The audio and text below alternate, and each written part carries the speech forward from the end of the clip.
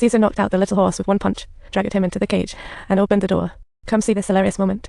Released all the stars, and the other keeper saw this scene, instantly scared out of his wits, thinking about making a break for it. The stars charged in, tackling him to the ground and starting a wild party. It looked like the man was about to meet. Caesar ordered his gang to stop the attack because he just wanted to help his buddies escape, not to harm humans.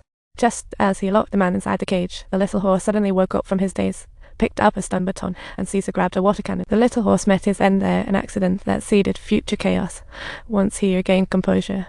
Caesar picked up the biolab logo, decided instantly, one command, all stars were ready. Climbing up the big tree to the roof, after a long night of travel, they finally reached the edge of the city and their target, the biolab in downtown.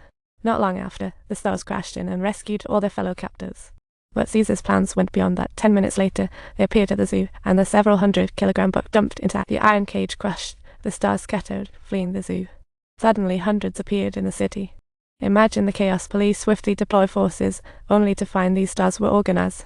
But also their IQ matched humans. They even learned to use roadside tools. To counterattack humans, led by Caesar, the stars hurried to the primitive forest on the city's other side. Only there they could find true freedom, but humans wouldn't let these stars go easily. A war was about to begin with Caesar at the helm.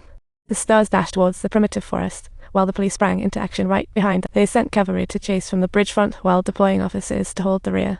This immediately formed a pincer attack, but Caesar wasn't just any ape. He saw through the humans' plan and quickly ordered Goba to take a team up to the top of the using the big dude's cover, advance swiftly. Big Face leads another under the bridge, preparing for a sneak attack, while Caesar led the remaining troops along with the cavalry into a full-on showdown with Big Buck like a war god, charging straight ahead towards the rapidly galloping war horses, creating a thrilling scene. Caesar didn't want to harm any humans at all in his heart.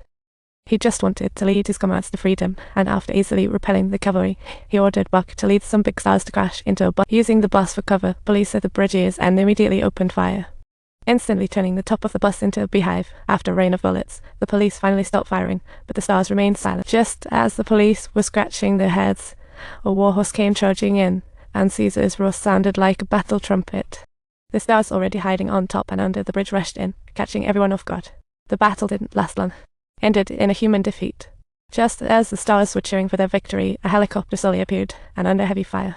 The stars were quickly overwhelmed, fleeing in every direction, while the lab director, Old Black, recognized Caesar as the leader of these stars and the helicopter. So he directed the soldiers next to him to aim and fire. Caesar got furious, found a chain in the car, and swung it like a monkey, whirling it at bullets, knocking Old Black down. Another soldier fired, Caesar nearly done for.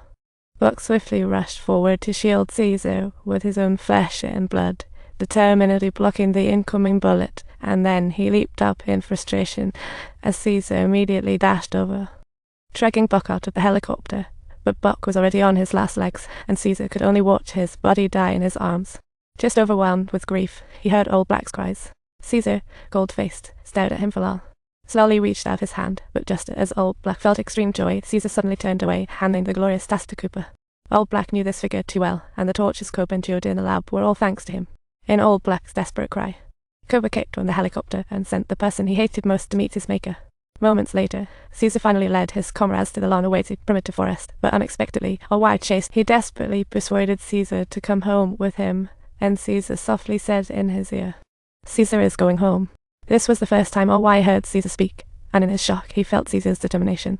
After giving his blessings, Oi watched Caesar join his companions, and all the stars squatted down, extending their palms. This was to accept Caesar as their leader, and the legend of a king was about to begin.